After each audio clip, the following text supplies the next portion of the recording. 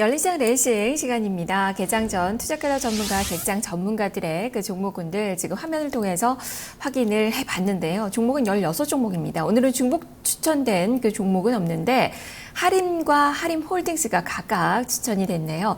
복날이 내일이죠. 초복 다가오고 있고 또 삼계탕 수출에 대한 이야기가 좀 나오고 있어서 이쪽으로 좀 관심이 좀 쏠리는 것 같고요. 조선주도 오랜만에 추천주로 이름을 올렸는데요. 특징을 점검을 해보도록 하겠습니다.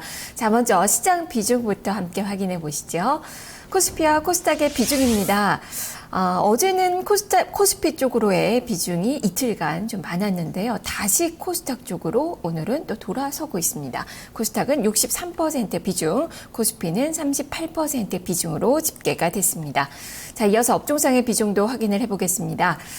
자, 업종상 본다면 지금 한 업종으로 좀 쏠림 현상은 별로 보이지 않았는데요. 제조업체들이 좀 많았습니다. 31% 비중이고 IT 하드웨어 쪽이 13%, 화학이 6%, IT 소프트웨어 쪽이 6%로 집계가 됐습니다. 자, 그러면 이 중에서 명예전당 관심주부터 자세히 이야기 들어보겠습니다. 한교수 전문가와 함께합니다. 전문가님 안녕하세요. 예, 안녕하십니까. 하겠습니다. 네, 오늘의 종목은 효성입니다. 효성을 보시는 그 이유부터 들려주시죠.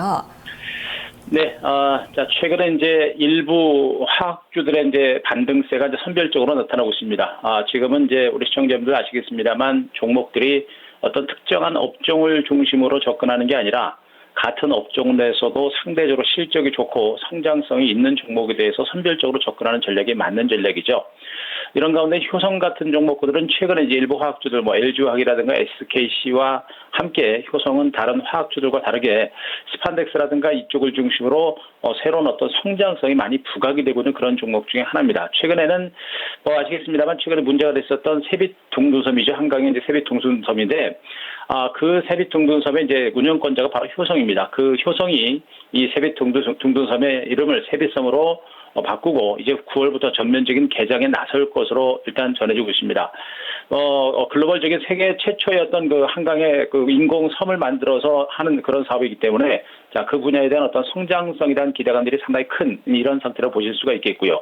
자, 두 번째 이제 효성을 중심으로 보셔야 될 부분들이 이제 그 스판덱스를 중심한 매출 증가세가 나타나고 있습니다. 물론 효성이 영위하고 있는 사업 부분들이 많습니다. 화학 산업이라든가 여러 가지 사업부이 있습니다만 일부 화학 사업이라든가 건설 사업이라든가 이런 부분들을 빼고 나머지 이제 스판덱스를 중심한 섬유 사업 부분을 중심한 성장성이 그 사업 부분이 호조를 계속해서 이루어지고 있기 때문에 올해 전체적인 어떤 실적 호전에 대한 기대감들이 상당히 높아지고는 그런 종목 중에 하나다라고 보시는 게 좋겠습니다. 자, 결론적으로 최근에 이제 조성래 회장을 비롯해서 이제 그 자식들 간의 지분 경제 싸움이 나타나는 등 변수는 좀 있습니다만 기본적인 기업의 가치라든가 펀더멘탈은 상당히 좋아지고 있는 그런 종목 중에 하나이기 때문에 자, 바닥권의 종목으로서 우리가 좀 더 충분히 관심을 가질 만한 이런 종목이 아닌가라는 판단에서 자, 효성을 가지고 왔습니다. 말씀해 주셨듯이 리스크 요인도 참 많은 기업이라서 사실 손이 또 잘 안 가는 기업이기도 합니다.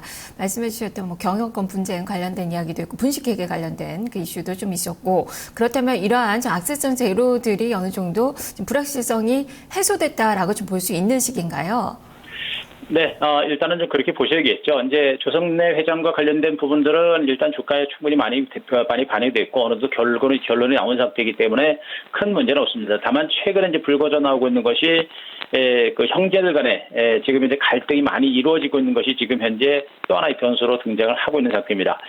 자, 그래도 어떻게 보면 지분 경쟁 싸움으로까지 번지르는 어떤 그런 조짐들이 나타나고 있는 그런 부분들을 감안한다면은 아직까지는 오히려 그것이 이제 자식들 간의 지분 경쟁 싸움은 오히려 이제 증권시장에서는 호재로 작용할 수 있는 그런 가능성도 분명히 있는 것으로 보실 수가 있을 것 같고요. 자, 지분 경쟁이라고는 또 자식들 간의 어떤 지분 경쟁 싸움이라고 하는 부분에 대해서 너무 민감하게 볼 만한 단계는 아닙니다. 자, 주식이라는 것은 오히려 이제 최악의 경우가 오히려 바닥이다라는 측면이겠죠. 최근에 이제 회장 문제라든가 자식들 간의 지분 경쟁 싸움이라든가 이런 것들이 오히려 최악의 경우를 이제 보여주는 그런 모습이고 중요한 것은 이제 회사의 기본적인 펀더멘탈을 좀 중심으로 보시는 게 맞을 것 같습니다. 같습니다. 자, 일회성 비용으로 인해서 이제 지난해 실적이 상당히 안 좋았습니다만, 그러나 이제 그런 부분들이 많이 해소가 되면서 올해 실적 개선에 대한 기대가 큽니다. 물론 아직까지는 화학업황이라든가 일부 사업 부분이 그렇게 많이 좋아지고 있는 부분들은 아닙니다만, 그러나 말씀드렸듯이 섬유사업이라든가 건설사업, 최근에 이제 건설 시장이 조금씩 좋아지고 있죠. 이러한 나머지 건설 사업을 중심한 업황이 조금씩 더 좋아지고 있고, 또 글로벌 어떤 경기 회복세가 나타나게 좋아짐에 따라서 다른 화학주들과는 다르게 개별적인 어떤 성장성이 부각이 될 수 있는 그런 가능성은 상당히 높아지고 있는 것으로 보고 있습니다. 따라서 앞으로 새롭게 성장할 수 있는 어떤 사업 부분을 보시면서 효성을 보시는 게 맞을 것이다라는 부분들을 좀 말씀드리겠습니다. 네, 그렇다면은 이 효성을 계속 좀 봐야 될 텐데, 스판덱스 쪽에서의 고수익성 이 부분도 이야기가 좀 됐고요. 그리고 중국의 타이어 수요 개선에 따라서 지금 또 주목을 많이 받고 있는 그런 부분이기도 합니다. 어쨌든 실적에 대한 그 이야기를 좀 들어봐야 될 것 같은데요.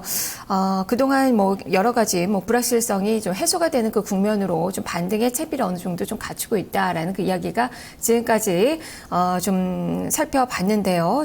이 실적 측면에서 이야기를 좀 들어보도록 하겠습니다. 네, 한규 전문가님. 네, 지금 전화 연결이 잠시 또 끊어졌네요. 네, 한규 전문가님.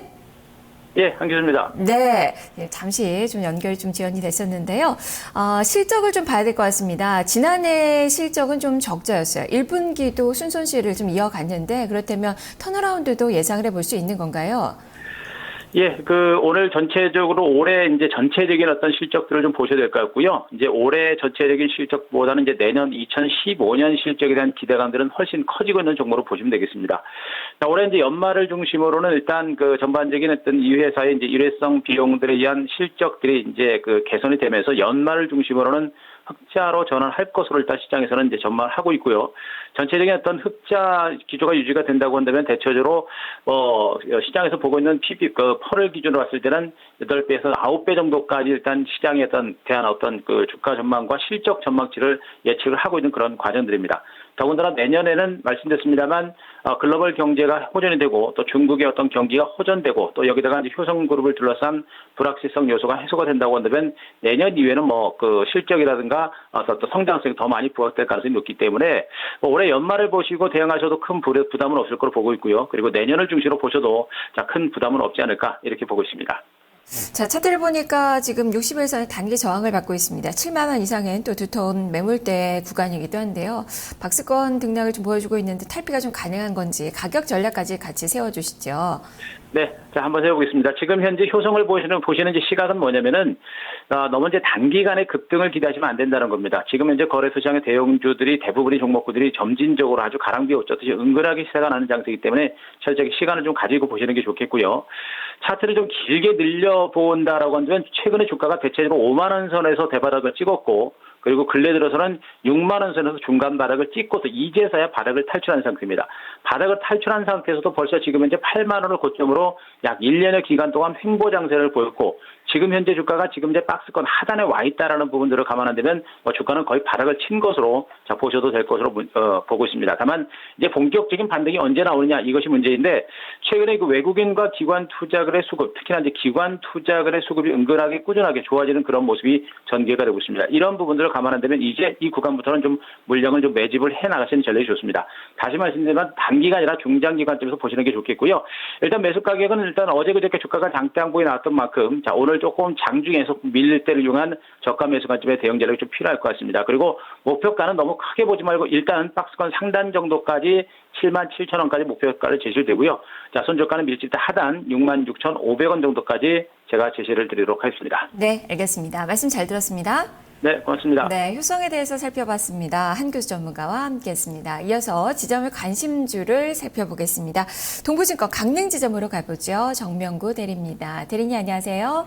네, 안녕하세요. 네, 오늘의 종목은 GNC 에너지네요. 자, 이 종목 보시는 이유 살펴주시죠. 네, GNC 에너지는 디젤 엔진 발전 사업과 소형 열병합 발전 사업, 그리고 바이오가스 발전 사업을 영위하는 회사입니다. 투자 포인트를 먼저 살펴보면 IDC 센터, R&D 센터 등 IT 분야의 비상발전기 1위 업체라는 부분인데 이쪽 분야에 대해서 독보적인 사업 영역을 구축하고 있다는 점입니다. 좀 구체적으로 살펴보면 최근 4년간 143건의 프로젝트를 수주하며 시장 점유율 75%로 1위를 차지하고 있습니다. 빅데이터 시대를 맞이해서 IDC 센터에 대한 투자가 좀 계속 지속적으로 좀 늘어나고 있고 IT 업체들의 비상전력 설비 수요가 증가하고 있습니다. 향후 성장성이 좀 뚜렷한 분야이기 때문에 비상발전기 1위 업체에 좀 주목해 볼 필요가 있어 보이고요. 또 이제 블랙아웃 관련주인데 이제 무더운 여름이 좀 다가오고 있다는 점에 또 주목을 해보셔야 될 것 같습니다. 최근 전력 수급난 지속에 따라서 예비 전력용 발전기 설치와 전기료 절감을 위한 자가 발전용 설치 수요가 좀 증가하고 있습니다. 수익성이 높은 IT 부분의 발전소와 플랜트형 발전기 매출이 좀 증가하고 있다는 부분이 수익성에 대한 기대가 좀 충만해지고 있는 부분입니다. 다음으로 바이오가스 발전 사업 부분이 좀 성장이 본격화되고 있다는 부분인데요. 인천에 위치한 1.9메가와트급 바이오가스 발전소를 운영하고 있는데 2013년부터 본격 가동을 통해서 22억 원의 발전 수익을 기록했습니다.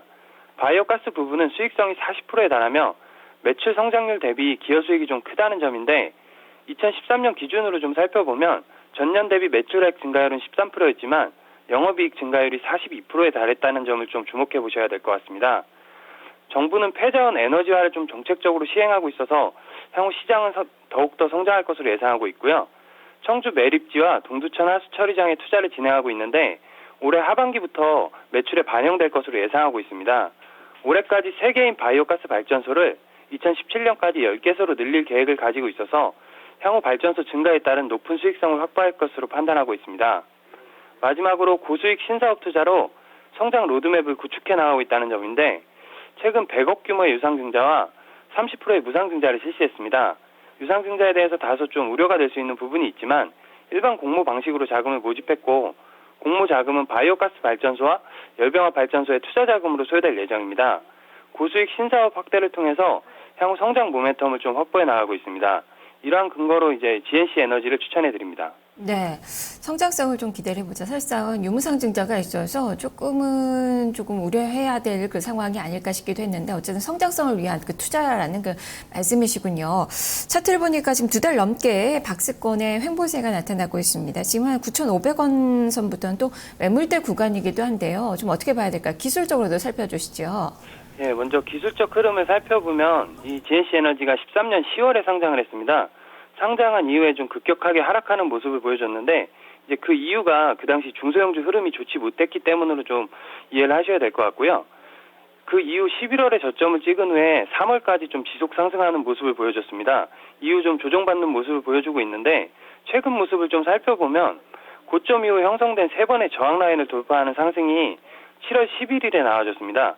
이후 유상증자 물량 상장 이후 좀 조정을 보이면서 눌림이 형성되는 모습을 보이고 있는데 이평 간격이 좀 밀집돼 있어서 손절 가격이 좀 부담스럽지 않다는 점과 코스닥 과열 구간에서 좀 선조정을 받았고 성장주라는 프리미엄을 줄 수 있는 부분, 또한 이제 최근 조정 부분에서 기술적으로 완만한 흐름을 보여주고 있다는 점을 좀 매수 포인트로 제시해드리겠습니다. 가격 전략 어떻게 세워봐야 되는 건가요? 일단 매수가는 9,100원을 제시해드렸는데 시초가 형성 이후에 좀 매수를 추천해드리겠고요. 일단 단기적인 목표가로 1,300원을 제시해드렸습니다. 목표가 터치 이후에 좀 방향성을 살펴볼 필요가 있는데 왜냐하면 앞에 말씀드렸다시피 좀 유상증자라든가 무상증자의 물량이 좀 포집해 있어서 좀 기간적으로 소화 과정이 좀 필요하지 않나 싶어서 1,300원을 터치한다면 일부 물량에 대한 이익 실현 그리고 그 이유는 방향성을 보고 판단할 것을 좀 제시해드리고요. 손절가는 8,500원을 제시해드렸는데 21선 이탈하고 최근 저점 라인이 붕괴되는 8,500원이 이탈한다면 좀 손절을 하셔야 될 것 같아서 이 가격을 제시해드렸습니다. 네, 알겠습니다. 말씀 잘 들었습니다. 네, 감사합니다. 네, 자 정명고 대리와 함께 GNC 에너지까지 살펴봤습니다. 두 종목 다시 한번 가격으로 정리를 해보겠습니다. 자, 먼저 지점의 관심주 GNC 에너지인데요. 목표 주가 1,300원, 순절 가격 8,500원으로 제시가 됐습니다. 앞서서 점검을 해봤던 한규 전문가의 명예전된 관심주는 효성이었습니다. 목표 주가 77,000원, 손절 가격 66,500원으로 제시가 됐습니다. 열린시장 레이싱이었습니다.